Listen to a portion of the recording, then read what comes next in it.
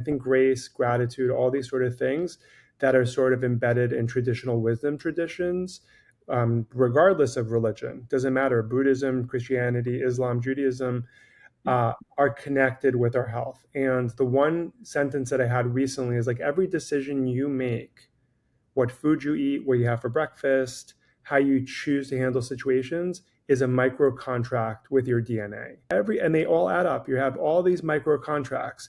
And then eventually the micro contracts add up to a big contract. And that contract can be longevity and good health. And sometimes it can be, something as small as migraines and back pain, and sometimes as bad as cancer. So I think, there's this whole world of epigenetics. Most things are not genetically 100% pre-programmed, and they're not 100% environmental.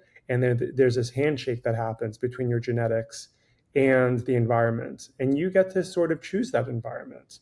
And that's where the agency, the self-worth, the education comes in, so that you make good contracts, make good handshakes. Every small handshake matters.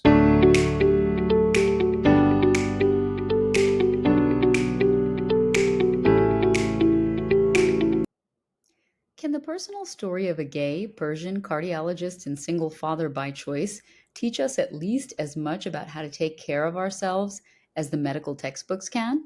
Perhaps. Dr. Dan Yadegar is a trusted voice in integrating medical innovation and science with the art of well-being. After fleeing Iran with his family as an infant, he spent his early years in the Dominican Republic before they settled in Long Island, New York, where he mainly grew up. After Harvard College and Cornell Medical School, he has spent his career serving the wealthiest as well as the most disadvantaged, has worked in healthcare venture capital, has launched a wellness startup called Wellbel, and has served on various boards. But when he's not engaged in moving the needle of holistic wellness forward, he's focused on his two kids, which he is raising on his own after an IVF journey which he feels he was destined for. And he could not be more of a grateful papa. On today's podcast, we're looking at how our choices and attitudes can affect our health outcomes and how micro contracts with our own health can add up over time. We're diving into his journey as a gay man in a traditional culture and the unique challenges and benefits of being a solo parent via IVF by choice. It's possible that being gay has made him a better dad, and it's possible that being a dad has made him a better doctor. It's my hope that being on this podcast has made Dr. Dan feel just a little bit seen. Dr. Dan, thank you for making the time to be on the podcast. Poonam, it's a pleasure to be with you on the podcast. Full disclosure, because anybody who's going to listen to this or watch this is going to say, why are these people like crushing on each other so hard? And it's because we've known each other for a long time, right? Going to college together. 25 years. Yeah. And it's important to disclose that so that anytime people feel like they're out of the joke, they know why. When you know people for that long, you can just sort of pick up where you left things off. And so I love that I have that with you. When I think about you and I think about our 25th reunion that we just had, many of our contemporaries at school, the phrase that comes to mind has been habitual outsider insider. There are so many kind of chapters of our story that are different and where we felt like an outsider in things for very different reasons, but for clearly identifiable reasons. But we always had agency. And I think that's kind of a thread through your story, right? Like, and a common theme for a lot of us. So you were born in Iran. At what age did your family flee and how did you get to the DR? That's a great question. So right at the height of the Islamic Revolution, my family were Jewish. We decided to leave Iran. We went to England for about a little less than a year. And then from England, we moved to the US. My parents opened up like a novelty knick-knack store where they sold like suitcases and little tchotchkes and stuff like that. Where was this? I didn't know that. This was on Long Island. Oh, wow. So from like 3 to 5, I lived there. And then my dad always wanted to go to medical school. He'd gone to veterinary school. Yeah, he can take care of your grandma and your golden retriever. So there was a medical school opening up in the Dominican Republic, and he applied and he got in. It was just starting, and they just took a chance on it. At the age of 38, we left Queens, New York, moved to the Dominican Republic. I was 5. Both of my sisters were born there. I spent a lot of my formative years, elementary school, in the DR. So we were this Iranian Jewish family in the mid 1980s in Santo Domingo. Spanish is my second language after Farsi. So there is a bit of sort of Latin spice in my blood. Then I moved to Queens, went to fifth and sixth grade in Queens, went to Long Island, and then went to Long Island for high school. So, and then that's where we end up in the same town. And then you end up going to high school in Long Island, and you end up going to Harvard and then medical school and practicing in the inner city, and then going to concierge medical care for like the wealthy in New York. So, my question for you is what, how do the wealthy and the disadvantaged differ in their mentality about wellness? Um, I wonder if a lack of a sense of agency in your life affects what you believe is possible from healthcare. It's two parts. I think one of it's education, and sometimes people who are wealthier, just read more about the cutting edge and things that are coming. Like for instance, there's a test called the Grail test, which tests circulating tumor DNA in the blood and looks for cancer. I would say, my patients now probably know more about that than my patients when I was an inner city cardiologist at Bed-Stuy. So one is education and how access to data and knowledge and the curiosity sort of behind it affects your ability to stay plugged in with your own healthcare. And then two is one of self-worth and feeling like you deserve to have certain outcomes, to have access to certain things and eat the right kinds of foods and have access to gyms. So it's both things, right? I guess the question is, how do you close that gap between the wealthy and informed and the disadvantaged and underinformed? I think part of it is education. The cool thing is, as much as there's like cool, innovative things happening in medicine, the low hanging fruit in terms of overall health and wellness and longevity are things that just about everyone has access to in terms of trying to eat relatively healthy, staying away from processed foods, moving, getting 10,000 steps in. Just about everyone has access to that, regardless of their, so a lot of the minutia that we have in sort of longevity medicine are the finer points that we go after once you've made sure that someone's cholesterol is good and their blood pressure is good and they're at the ideal body mass index. And I think many people have access to that. I think many people, are able to benefit from that. Emotional well being is defined as the ability to manage emotions and cope with stress. Can we be physically well if we are not emotionally well? I think the two things are inextricably related. I think our inner biology is affected by levels of stress and both internal stress and stress on the outside. There's one study that was done where they looked at different pro-inflammatory cytokines. These are bad players in people's body that increase the risk of heart disease and cancer. And these people were asked to journal their experiences with their loved ones, with their coworkers, and the ones that journaled positive things and positive life interactions had a much lower level of these inflammatory, pro-inflammatory cytokines than the ones that had sort of toxic relationships. I mean, stress to a certain degree is necessary. It's adaptive. It's part of our evolutionary makeup to have a little bit of stress, sort of the fight or flight.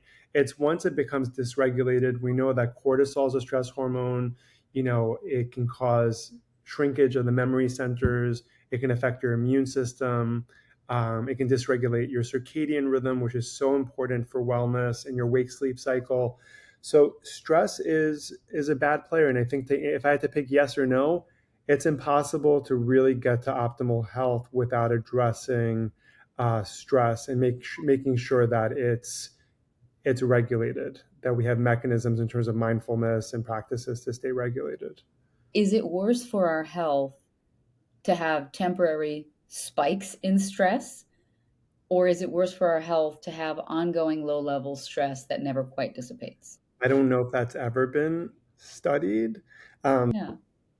if I had to guess, I think having low level chronic stress, or not even low level, we all have low level chronic stress, but sort of unmanaged chronic stress is probably worse than having a pretty, because we're human beings at the end of the day, even when you have your best practices. You're going to have things that are out of your control, whether it's with work or family or health that will cause those spikes. I don't know if they're avoidable. It's part of the human condition.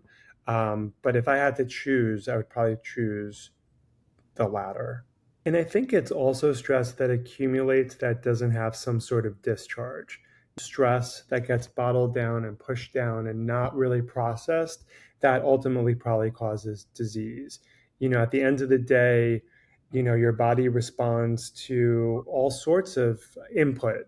You can't have a healthy output without a healthy input. What are those healthy inputs? Healthy food, healthy relationships, healthy, good amount of exercise, and we all want those healthy outputs, but are not willing to search and sort of commit to the healthy inputs. And I think stress is an important component of those healthy inputs, and also being kind to ourselves that stress is going to happen, and a lot of people beat themselves up over it, and just having the self-worth and self-love that when those things happen, that we're going to meet ourselves with grace and tenderness so that we can process it and get to a healthier place. We all know cancer and all of these diseases, autoimmune diseases, they can get better or they can get worse, right? Based on your attitude. What's the simplest thing we can do to develop our emotional well being in a way that will enhance our health? Simple. Just be kind to yourself. Try to be kind to yourself. Have a good sense of self-worth. Work towards having your cup full, and a lot of people live in autopilot where every day is the same and they're not intentional with their actions. There's not a sense of awareness and the idea that to be like actually awake, and sort of Eckhart Tolle talks about your higher self and sort of living in that space of your higher self, looking at your ego self. A lot of us just live in that hijacked ego self and stay in that autopilot. So life happens to us with less agency because there's not that level of awareness and intentionality. So I think two things: working on self-kindness and self-worth, and then working on reminding ourselves that having that awareness and that our choices matter, those add up over time. So Yeah. getting up and going, counting your steps, making sure that you're not eating, processed foods, thinking about the relationships you have. If they're toxic, maybe they're relationships that you should get out of because it's going to negatively affect your sleep, your cortisol levels, your wake sleep cycle, your inflammation. I mean, all these things are tied together. And I think we live in a world that's very reductionistic, that wants to either have things in the world of just science and biology and it's only genetics and only pills and medications, and then another sort of super hippy dippy world where it's only yoga and taking supplements and having Ayahuasca in the jungle. seances. And it's Yep. really not like that. It's an amalgam of a lot of different things, and it all comes down to the person having good self-worth, which is not an easy thing. A lot of people, started with difficult beginnings, difficult childhoods. It's an ongoing lifetime journey. I don't think we ever complete it, but being committed towards, loving yourself, making good decisions for yourself, and being awake and aware. I think when you do those things, that's the cornerstone of being healthy. Because once you have that, then you're in the driver's seat of making good decisions. Not everything is modifiable. There are some people who have the Alzheimer's genes. They can be as kind as possible to themselves, and their risk of developing Alzheimer's is higher because their genetics are stacked against them. But we can still mitigate when they might get it, how severe it might be. Very, very few things are sort of locked in the genetic code where it's 100% what we call phenotype. It's an interaction usually between your genetics and your environment. And what I want to tell people is we have agency over our environment and our choices. Well, I think that's it. And I think part of the problem is we're all getting older. And like, I know your grandfather didn't look the way you look at 47, 48, right? My grandma didn't look the way I look, right? We have this like false sense that we're fine, we're good. And we're not. Like, I just started doing Pilates again. And I think I didn't tell you this. I've been doing it for like 3 months, 2 or 3 times a week. I woke up the other day and now my hip is just making this random clicking noise. That's Right. new, right? Like, that's new. And all the Really. distract and all the distract there's so many distractions. We're all acting like we're going to live forever. So, what is happening to our bodies that we don't understand when we don't sleep? What is happening to our bodies that we don't understand when we are not calm? What are the signs that we can look for that we're not taking good enough care to ourselves?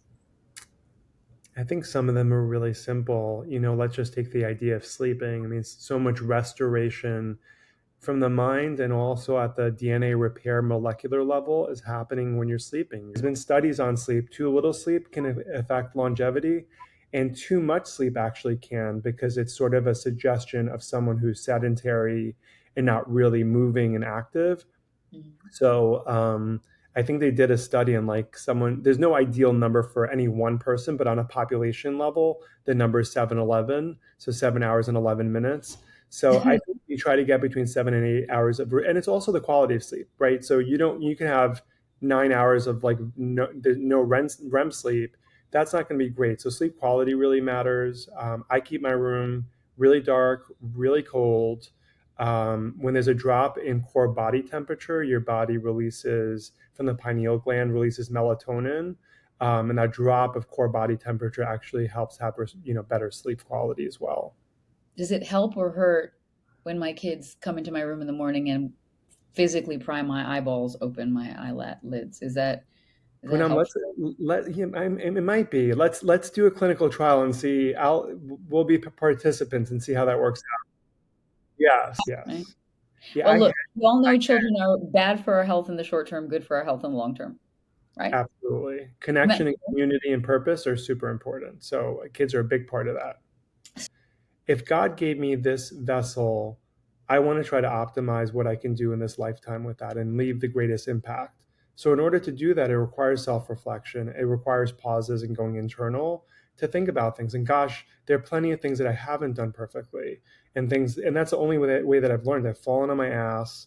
Listen, having two kids as a single dad, that was definitely like a come to Jesus humility moment, like being humbled by life, like handling that as a cardiologist. It was a lot. It was a lot. There was a lot of sleepless nights. It was a lot of, sometimes anxiety. It coincided with a pandemic. So it was like this perfect storm of things that were difficult. But I think at the end of the day, when you come back and you're just intentional and try to be aware, awareness is a funny thing because awareness begets more awareness. So once you start and you say, I'm an aware person, just saying that makes you more of an aware person. That's it. I'm more of an aware person, Yeah. and just it's kind of a choice. And then once you say it, you become it. And once you're aware, then you can live life a little bit more intentionally. And I want to sort of walk away from this autopilot living of like just social media and scrolling through TikTok and Instagram. And with AI, everything's becoming so automated. But we as humans are not automatons. We're human beings, and that's a definition of it. So I would love for people just to be a little bit kinder to themselves and a little bit more intentional and aware to the world around them and the choices that they make. That's it. Well, I do think autopilot is robbing us of the human experience, right? And you and I haven't talked much about religion. I'm Hindu, you're Jewish, but I do believe we were not meant to have a life without pain and stress. That's not what the human experience is supposed to be. And so, uh, fighting through it in order to learn the lessons and hopefully be better as a soul is, I think, the goal, right? I want to talk about your journey to becoming a solo gay single Persian father by choice by IVF. And by the way, I'm a single parent, right? You're growing up in a fairly conservative immigrant Persian family. When and how did you come out of the closet? Came out of the closet in steps. I'm 46 now, so this was in my 20s. It was a while ago. I came out to my friends in college, then I came out to my sisters, and then I came out to my parents last. I think it was like the first year of residency or something like that. I must. What was their response, your parents? Gosh, I mean, my parents, having lived overseas and having certain ideas of what a gay man was, they thought, well, if you're not like Jack from Will and Grace, then you're not gay. So I think they were surprised, more than anything. And then over time, the surprise and maybe like the shock of it all dissipated, and they've been so loving and supportive since. I'm very lucky for that. A lot of immigrant families don't have that story, or religion is inculcated in a way where being gay is looked down upon, and that's not the family that I'm in. The initial parts weren't easy. I mean, they were surprised, they were shocked, there was an element of distance, which I'd never felt with my parents before. We're such a nuclear immigrant family where we did everything together, all the hardships, all the moves, all the new schools. And then all of a sudden, they see me in a way that they hadn't seen me before, and had to grieve the wedding with the woman and the traditional, I had this whole lifetime to sort of know what the story was. They needed time to sort of process the reality that wasn't going to happen for them. So when you came out of the closet, what was their understanding of what that meant for your future? There was worries about, you know, HIV and AIDS and how people were going to perceive me and how I was going to have children and how life was going to be harder for me, and they didn't want that for me. They had nothing about against being gay. It was they had something against what it meant to be in society and be gay and the implications of it and the intrinsic hardships that come with being different.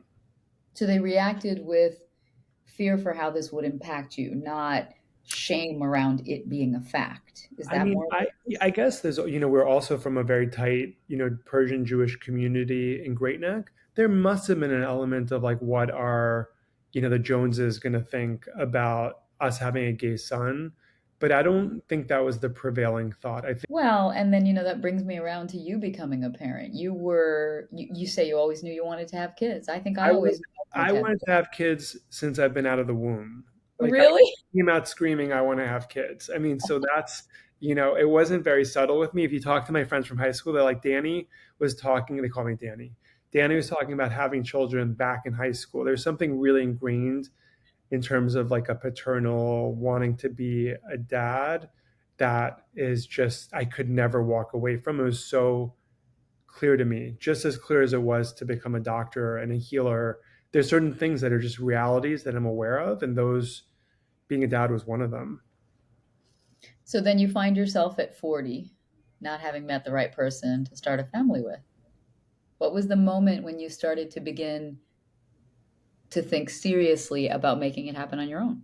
Well, I had created embryos when I was in my late 30s, but put them on ice. And there was a thought experiment I did with myself that was the reason I pulled the trigger. I was in the shower, and a lot of my good ideas come when I'm in the shower. It's sort of meditative for me. And I thought, if God Himself came down and said, Hey, Daniel, I'm going to give you 1 extra year with your kids now that you're an old man, what would you give to have that extra year? And I remember thinking give everything to have that extra year. I'd give all my money, all my possessions. If they gave me an extra year with my children, grandchildren, I'd give everything. And I The thought to children myself, you had not yet met.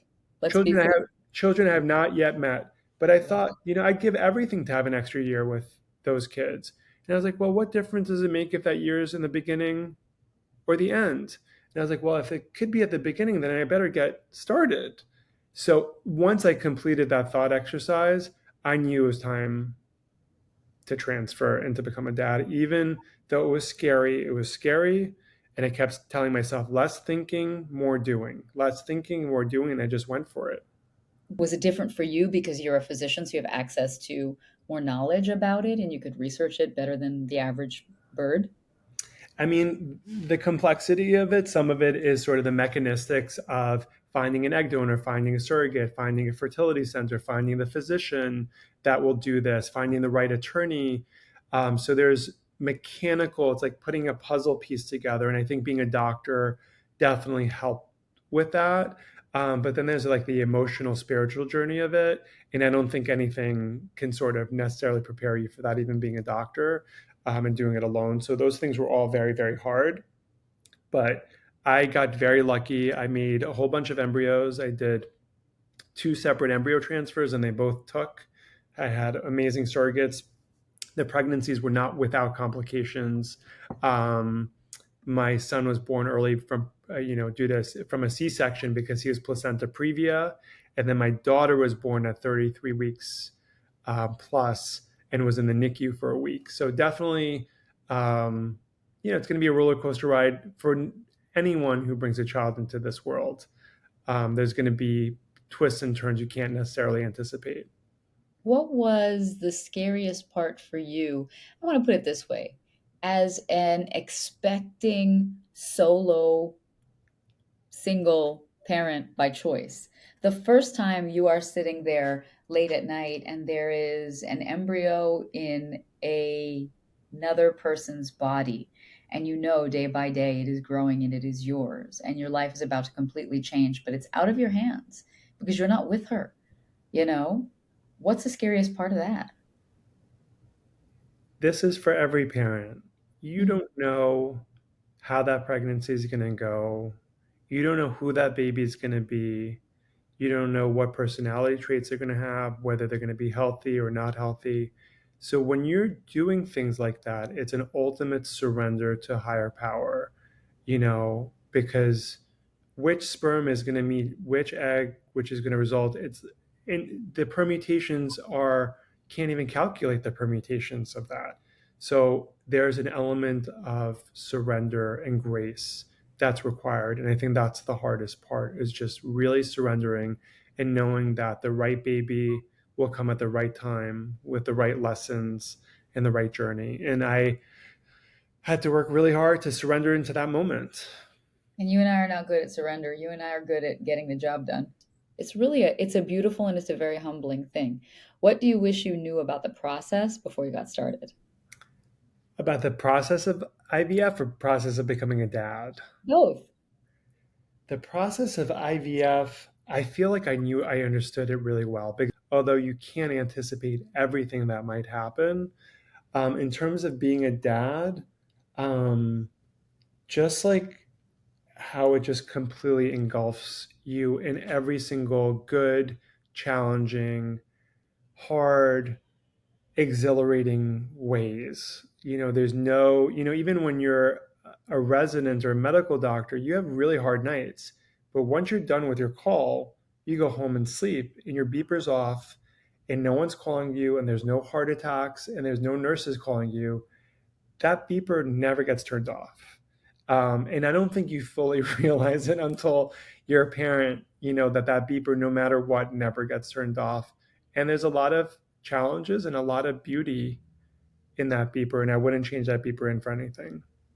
Yeah. It gives you a beautiful tethering to humanity, you know? It gives you a permanent momentum for the rest of your life. It doesn't matter if you ever date again, it doesn't matter really almost anything could happen as long as those babies are okay, right? That's true. And I would want to give a shout out to the people in the audience who've decided not to have children. That too. And there's other beepers, I when I lost my dog, gosh, I don't think I've ever cried so hard in my entire life when my dog died. And your beeper can be your niece, it can be a loved animal, it could be a godson, it could be a special kid in the community, it could be a best friend. It doesn't have to be your own biologic child, um, for it to have to fill your cup in that way. Uh, And I do think that our generation is the generation where it was the most brave to be able to say, I don't want to have children. right. Because what you're doing is you're saying, I don't care what anybody thinks about me. I'm not going to be so selfish. If I don't want to be a mom, if I don't want to be a dad, that soul deserves better. It's not for everybody. And Right? that's okay. Yeah, And absolutely. that's okay. What do most people misunderstand about being a gay single dad? What do they Stupid miss? questions they ask you, or stupid assumptions they make, or I mean, anything? I guess like a lot of times people don't realize I'm a gay single dad, so they'll just assume I have a wife. So most people are straight, so statistically they wouldn't be wrong. But sort of the assumption that I either have a partner or a wife, or or the other thing is they'll call the egg donor the mom, so Yeah, which is not. Yeah, yeah, yeah. she's not. Were there any legal surprises in Not for me, contacting because all the embryos are my biologic embryos. Since I didn't do it with a partner, what I her? can say that I didn't anticipate is now I've had two beautiful children, and I have seven embryos on ice, and I'm not really planning to have more kids. And I struggle with what am I going to do with those embryos. There's three choices. One is donated to science, two is donated to a family that can't have children, and three is destroy them. And gosh, I keep paying the annual fee because I can't seem to make a decision on what the right path is.